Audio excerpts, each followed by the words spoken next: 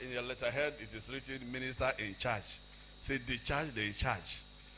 With a stipend. If the letterheads are so many, say use stipends and remove the in charge. Do we all agree to that? That we're going to remove it. God's servant, Robert. You're welcome, sir. And the topic is watch what? Your character. Thank you, sir.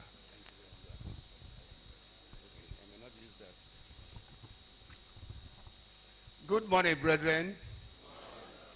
I think it's a great honor for me to be accorded this opportunity to address my brethren on matters of character. This is the time to tell ourselves the home truth. You know, when you are on this side, you look at the other side, you say, maybe it is better there. When I was not a preacher, I know how I used to attack preachers. And sometimes they appreciate me for it. Well, for me, I think I'm the luckiest speaker today because I'm going to speak from morning till afternoon. Am I permitted to speak from morning till afternoon?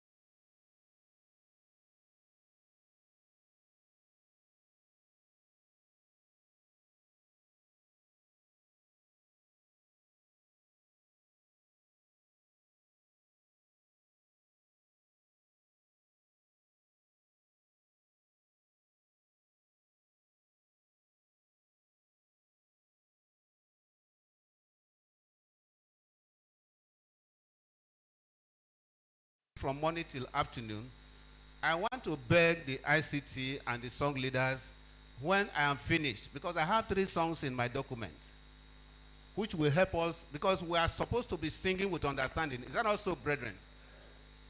One of the songs, we don't have it in Songs of the Church, which we are using here, Sacred Selections, number 512, the Words Bible. I put that at the back page. I don't know, we cannot sing it because we don't have it in our Songs of the Church.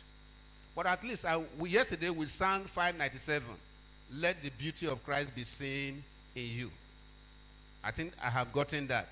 The other one is 344, Channels of Blessing. Is your life a channel of blessing?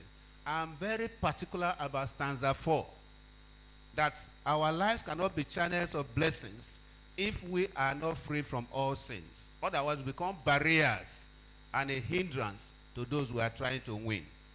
I think I will not ask too much if I say that even if it's not immediately, we sing that song and people should remember and reflect on that song. So before we begin to talk about the definitions of our character, we want to look at the fact that if we are addressing preachers to watch their character, we are minding the pulpit, because as goes the pulpit, so goes the pew. Now, pulpit by definition, or let me say etymology, by definition is a raised platform where preachers speak, and a closed platform and raised, so that you can see the person. But the pulpit is more than that.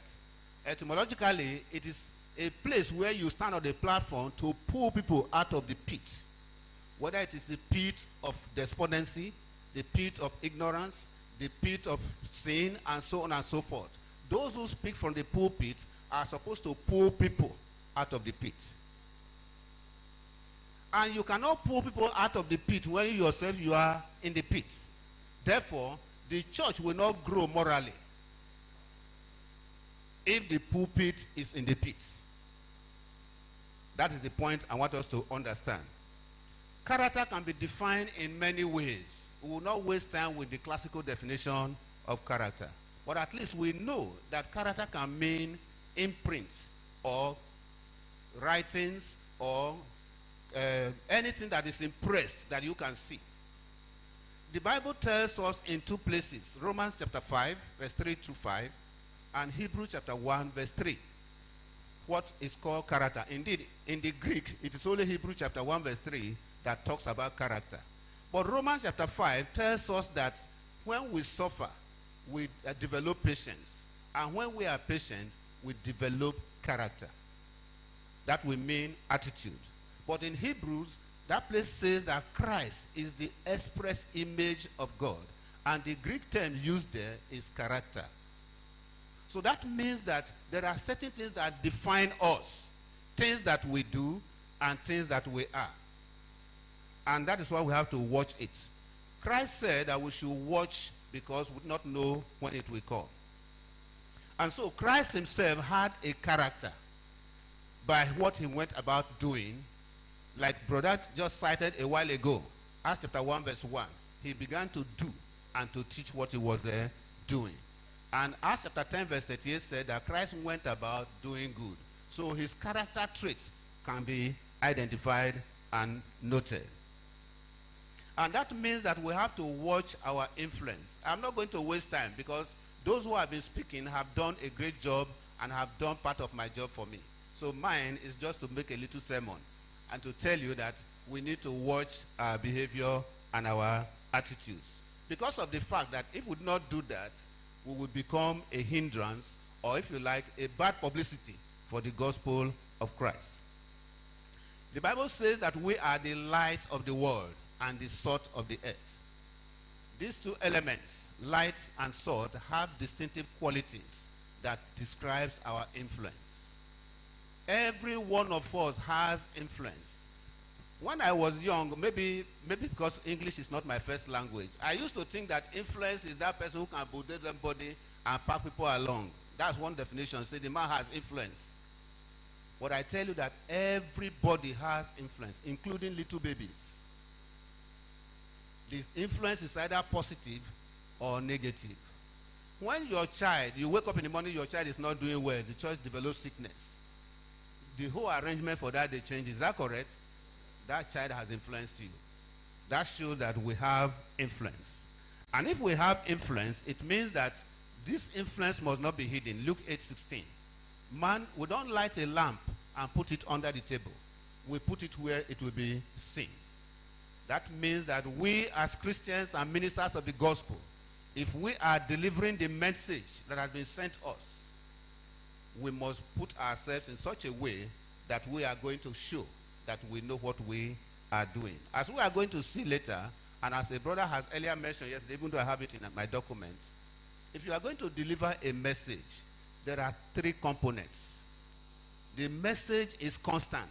And Luke chapter 8 verse 11, and that 2 Corinthians chapter 4 and verse 7 we mentioned a while ago, shows that the word is always pure. If I do not know what the word says or I misinterpret it, doesn't change the fact that the gospel of Christ is always pure. It is a treasure. But the person carrying it is the messenger. And the method which you are going to deliver this thing is another thing that can affect the message. And this is what we are going to watch if we are going to talk about influence. Eli and Samuel's children had character. And those characters that they had affected their ministry. They could not go far. Particularly that of Eli, Phinehas, and Hophni. What they were doing showed that they didn't know the law or the job they were supposed to do. And these character flaws that they had, and Samuel's children too, affected their ministry a great deal. And because of that, Samuel was handicapped. kind of when the people confronted him that you are a good man, but your children are not good people. We are not discussing raising children now, but we are looking at the fact that these were supposed to be people who were supposed to carry on the legacy of ministering in the house of God, but their character did not allow them to continue. And so we see that if we do not have good influence or character, we will not be able to carry out the mandate of the master. Our lights must shine in this crooked and perverse generation. Philippians chapter 2, 12 through 16. Our speech must always be gracious and seasoned with salt. It is not in our character, or should not be in our character, to adulterate or handle the word of God deceitfully. It is what we sow that we will eventually reap. Because of the fact that our character will define us. Our character will either promote the message or hinder the message from getting to its destination. Therefore, we have to watch our character, because we are the vessels that are going to carry these things out, as we have noted in 2 Corinthians 4:7. For the message to get to the people, which is our mandate, we have to watch the man and the method. And even if we have a good message, which is always constant, and have an excellent method, the man can still affect the message. And that is why we said, or I just mentioned that hymn in this book of, in the hymn book, Sacred Selections, 512. If you have it, you can check it at home. And we actually have it, if the document captures it, at the back page of my document. It is the World's Bible, that Christ has no hands to minister except your hands. He has no feet to move except your feet. And if that is true, it means therefore that you have to do those things that are right always, so that Christ can use you to carry out his mandate. Hymn number 2, as I mentioned, which I am begging to be played after we step down, is Make Me a Channel of Blessing, 344. Because of the fact that people may hear us, they hear what we are saying, but they feel our attitude. In other words, somebody may be hearing your message, but that message is not getting the desired result because your attitude is blocking that message from sinking in. You must practice what you preach. The best way to put any idea across is to wrap it in a human being. Paul said of him and Apollos in 1 Corinthians chapter 4, that I have applied these things of planting and watering, of not causing division in the house of God, to myself and to Apollos, that you may learn in us not to value human beings more than what is written.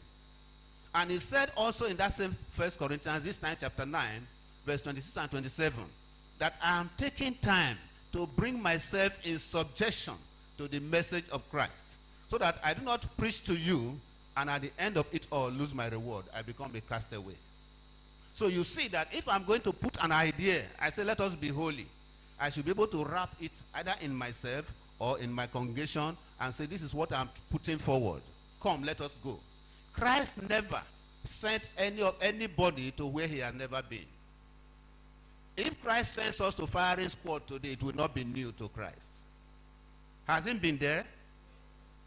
Somebody says a cross. Even the cross was worse than firing squad.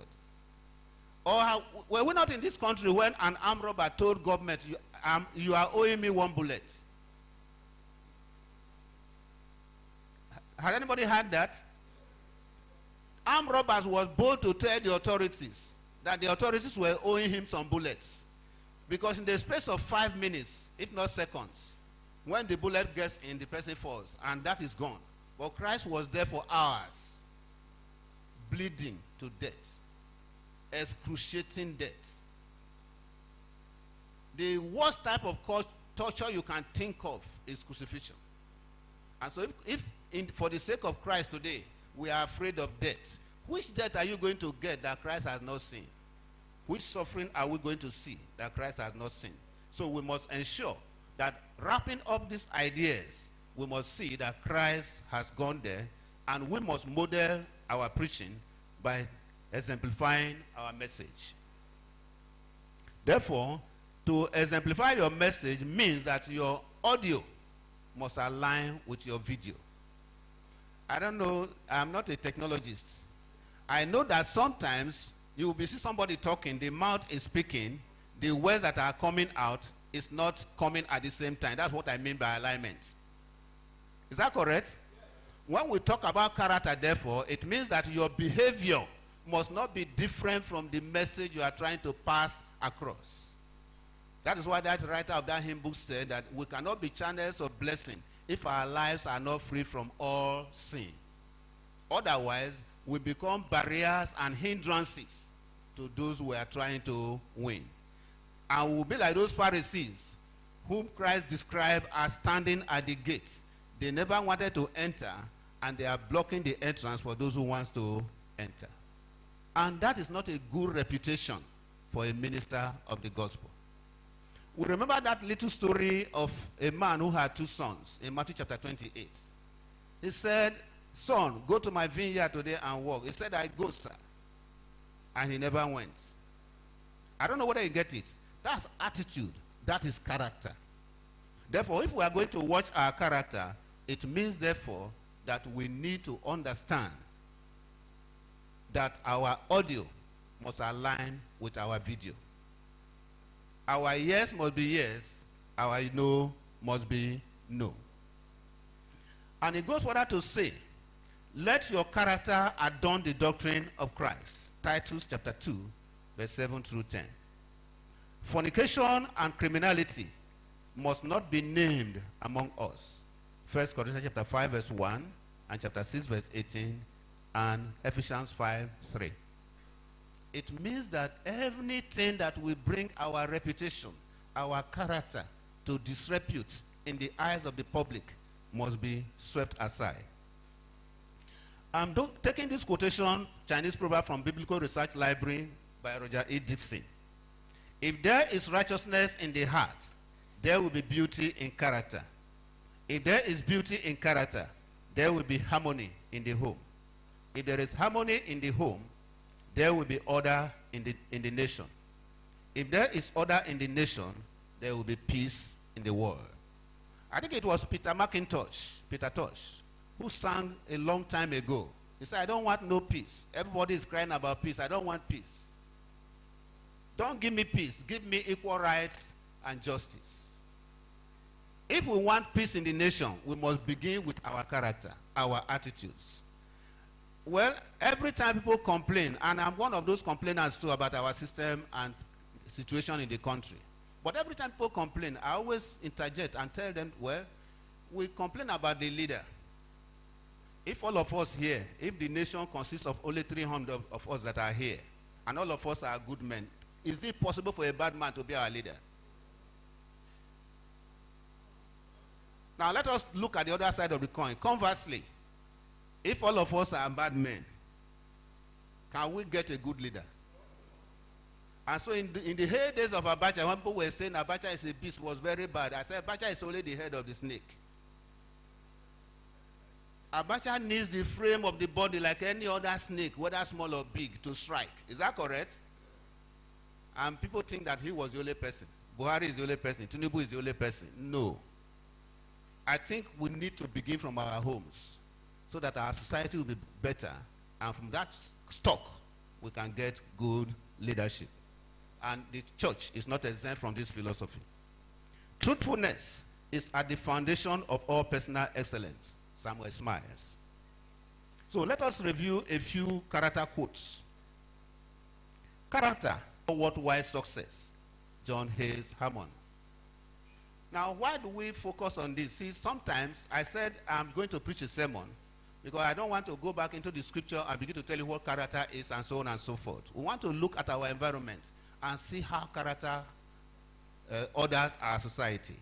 This writer says that character is the real foundation of all worthwhile success. Well, somebody may succeed in doing business and becoming a billionaire, it doesn't mean his character is straight. If you are a millionaire or a billionaire today, how did you make your first million? You know, if you have 10 million naira now, even without working, and you invest it properly, that money will be working for you. Is that not correct? Therefore, to make the first million is the real work. How did you get it? If you swindled, if you cheated, if you stole to get the first block, and you begin to tell me that you invested this, and how did you get the first investment? So that is at the bottom of your character. And if we are going to respect you, we must see your product. We must see what you are doing. We must know how you got the first one. But we have come to a situation in this our nation and in many nations of the world. I hope that will not come into the church where we don't ask questions. When I was a small boy, we used to pick pencils. We don't have good bags to go to school, but pencils fall off, rulers fall off, pens, and so on. When we pick it and you get home, your mother, my mother was an illiterate. My mother did not even know A, but she knows the color of pencil she bought for me. Where did you get this pencil? I see and pick. And that is, I'm telling the truth. I see and pick because as we play, we throw many things away. Okay, go back and drop it. And when you go to that place, I think we used to believe in those days that there was a God in that type of system. That's how we grew up. You go to where you saw it, you scrape your leg on the ground and drop the pencil. Nobody will pick it except the owner. Do we still have that society today? It's no longer in my place. And yet we can open our mouth and say it's not in our character. We used to have that slogan in the government that time, it's not in our character. What is in our character? Can I say today that it's not in the character of Nigerians to steal? Can we bring that to the church? It's not in our character to tell lies. I don't want to be speaking and I'm afraid that what I'm asserting is not true. Well, I said it is home truth. To be forewarned is to be forearmed. When you know what is going on and what is expected of you, we can change. Brother Bakemi talked about the fact that somebody who is bad yesterday or who did something many years, using Peter as an example. Even Peter, even after becoming an apostle and becoming a Christian, the church has started because the examples he cited were before Christianity. In Galatians chapter 2, he was still simulating split-level Christianity, trying to hide certain things. I will not associate it with the Gentiles because the Jews have arrived. You know, those type of things. These are my people. Do we not do that in the church? We can change so that our character will speak well for us. The weakness of attitude becomes the weakness of character. Albert Einstein. There is no secret to success. It is the result of preparation, hard work, and learning from failure. Colin Powell. Now, why are we trying to x-ray these character quotes? We want to show that even among us, we can develop good character. We can learn from one another. And nobody can succeed without preparation. When the Bible says, study to show yourself approved unto God, that is preparation. And it means that character can be built. We can develop our character. The other quote says, when wealth is lost, nothing is lost. When health is lost, something is lost. When character is lost, all is lost. Billy Graham. Now, we want to be human beings that have character. So that even if we lose everything, lose all money, indeed, we have an adage in my place. If I were speaking my language, I would be more comfortable, but I will try. I cannot transcribe it. The saying is that poverty does not take your name from you. I am Robert Ekpe. Whether I become rich, I become poor. If I have integrity, I will become poor Robert Ekpe or rich Robert Ekpe. My name will not change. But if I steal, will my name change? Look at that thief. Sometimes, because I have stolen and I'm recognized as a thief, nobody will know my name anymore. What is the name of Lot's wife? Is that her name? I'm learning that today. I think thank God I asked that question.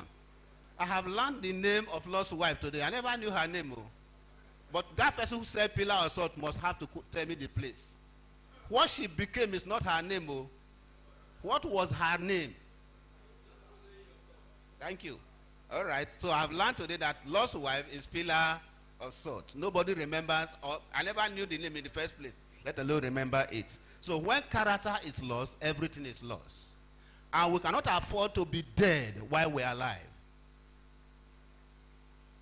In 1 Timothy 5:6, Paul, discussing another subject, said, a woman who lives in wantonness, in sin, even while she is alive, she is dead. That's because her character is gone. We must not allow that type of behavior and attitude to impugn our character. Losing your character is like losing your life. We must not compromise our character. Anonymous. Be more concerned with your character than with your reputation, because your character is what you really are, while your reputation is merely what others think you are. John Wooden. Now, why should we be concerned about watching our character? You know, people can give you many names. Anybody who went through elementary school here, secondary school, maybe when you get to university, I have never been to university myself, so I don't know what happens there. I know that in those days we used to give names to teachers, either because they flog us too much, or they teach very well, or they joke with us. Nobody will remember his name anymore. There was one Mr. Oluwatusi in those days who was our teacher. He was a scout himself. The day he comes to the school dressed as a scout, we know that that day is no nonsense. We are going to receive many lashes for any little offense. And before you know what was happening, those times we have never known about Mopo. We gave him Korofo because we always flogging. So what am I trying to say? That what people say you are is your reputation. But what you really are cannot be changed. A leopard does not change its color. You may do all the publicity stunt, even pay people to launder your image if you're a politician, but people still know what you are. Is that not correct? And even if you do not know, God knows what you are. That is what we call your character. And you must watch it. Especially for us. Why do we watch our character? People may not know about our character to put us in bad light politically, defame our character, assassinate our character, as we say it. But if God knows our character, the leveling point of every human race is that we are going to appear in judgment. And what are we going to canvass there? How many houses we built? How many wives we married? How much money in our bank accounts? We are going to appear empty-handed. And the only thing that will accompany us there is our character, what we build religiously and spiritually for ourselves. If you sow a thought, according to Ralph Waldo Emerson, you will reap an action. If you sow an action, you will reap a habit. If you sow a habit, you will reap character. If you sow character, you reap a destiny. So you now see that what you become and what you are going to become will begin with what you sow, and especially your character. Our destiny is tied directly and starts with the thoughts. The Bible says that our hearts is the seat of intellect. Our minds should be guarded jealously, because out of the heart comes all the issues of life. So beginning with whether good thought or evil thought is very important. And you can change the way you think, especially because of what you study and what you want to do. The brother who talked about Romans chapter 12 verse 1 and 2 talks about renewing our minds. That is the process of Christianity. When we become Christians, we become a new creature. It doesn't happen overnight. We must deliver our bodies as a living sacrifice. One distinct feature of a sacrifice, for those who have seen idolaters worship and offer sacrifice, is that when you drop a sacrifice at the road junction, nobody goes back to pick it the next day. Have you seen anyone like that? Somebody has made a sacrifice today with a goat, a sheep, whatever, and dropped it at the road. Do you go back to collect it? And if it is your body that you have given as a living sacrifice, it means there's no going back to the world. That means, therefore, that we must live in such a way that our lives will be in God. And if our life is in God, we must watch our character, we must watch our habits, we must even watch our thoughts, so that our minds can be renewed by what we are studying to live the new life. Every thought that we have, every action that we take is important, because it is these thoughts which become actions, and it is these repeated actions that become habits. Our habits define us. They make or break us. They are the foundation stones of success or failures. Now, why are we trying to be concerned about our thoughts and our character? Because of the fact that every thought leads to actions, and every action leads to habits. And these habits show who we are. We may try to hide whatever character or behavior we have. People will know us. Now, one thing about fellowship is that it is easy fellowship, people get to know you. I may be broadcasting here now. I come from Benin. Many people are seeing me for the first time, I know that. And many have seen me many times. But how many people actually know me to my own house? Very few. And that means that I can behave like the proverbial African rooster, the cock. When you hear the cock crow early in the morning, it is a golden voice. Is that correct? But where it is standing, what is under? No, many of us have not grown in the village, so we don't know what happens in the poultry. I don't want to mention, because if I mention what is under it, you may not like to eat this afternoon food. So that's where the cock crows. And that is probably talking about the fact that we can speak with golden voices, but our life is rotten. And that is the character we are talking about. And we must watch it and remedy our situations, because of the fact that God is going to hold us to account. Because our thought patterns and processes define our motives, and they are intertwined with our actions. We need, therefore, to watch over our thoughts before they become actions that define our characters. Matthew chapter 5, verse 21 through 22, and 27 through 28. When Christ was reviewing the old laws, he went beyond the action to the motives. You have heard that it was told them of old, you shall not commit adultery. But I say to you that anyone who looks on a woman lustfully has committed adultery already with her in his heart. That is the motive. Because you cannot commit a crime except you first think about it. You may not think it through. You may not know the consequence. But the fact that you thought about it first, that is why we have a difference between murder and manslaughter. Murder is when it is premeditated. You planned it. Manslaughter is something that happened by mistake. Is that not correct? So that's the point we are making, that we have to watch our motives, because it is these processes that affect our discussion. Thank you. Watch your character bank account. Watch your moral integrity bank before you go bankrupt. How can you spend or deplete your character or moral capital?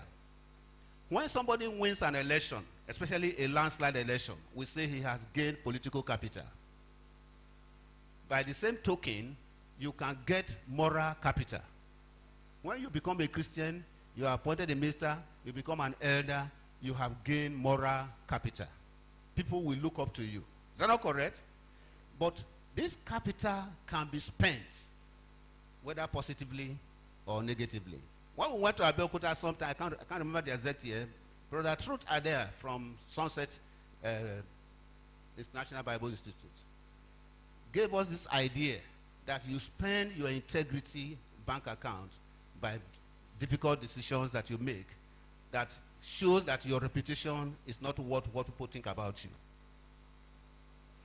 You spend your moral capital by bad leadership or leadership failures. When people look up to you and you disappoint them by not doing the right thing at the right time, something gets out of your account. That's why you hear people say somebody is bankrupt. Or bankruptcy is not only about money. We have financial bankruptcy. We have moral bankruptcy. So I'm now talking about moral bankruptcy. Breach of trust, when you can no longer be trusted, can also deplete your account. By compromising your principles, we saw the book of 1 Samuel chapter 8, verse 3.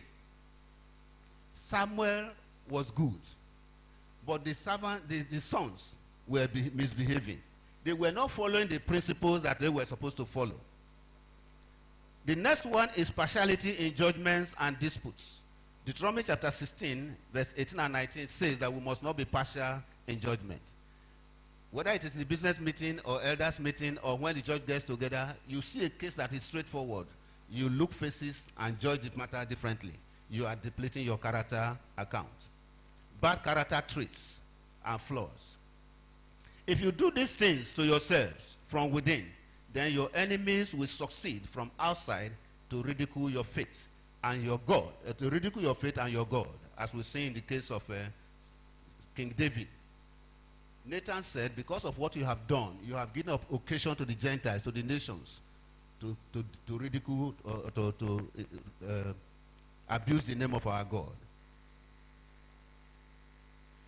Is there defamation of character? Yes, there is. Is there character assassination? Yes, there is. We have character assassination. But they tried all this with Christ himself and failed because Christ lived right.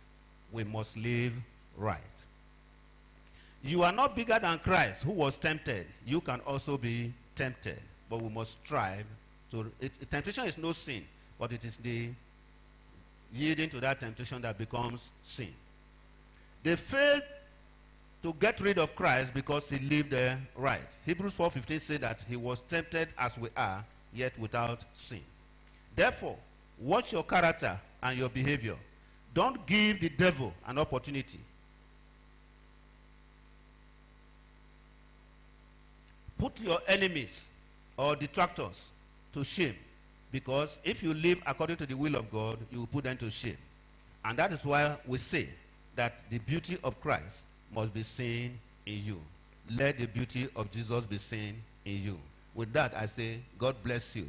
And if you oblige me, I will say, let us sing that song, hymn number 344. Thank you. Minister Joel, let the beauty of Christ be seen. Can we just project it? ICD unit.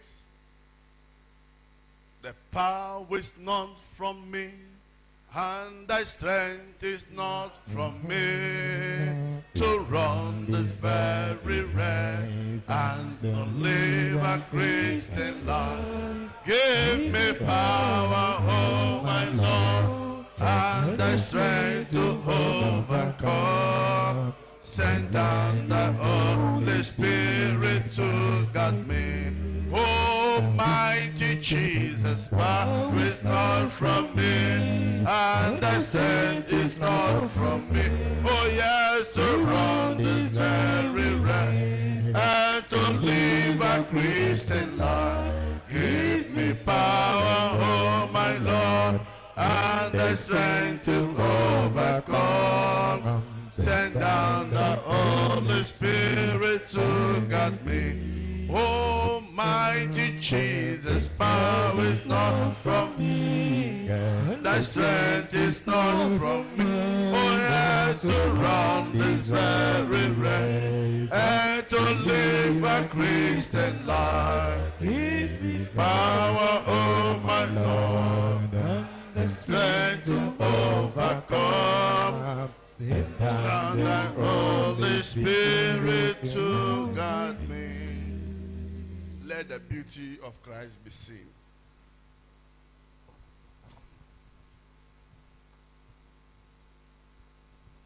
let us sing, Let the Beauty of Jesus Be Seen in You. Let the beauty of Jesus be seen in you. Let's sing. Let the beauty of Jesus be seen in you. Oh, for His wonderful presence and purity.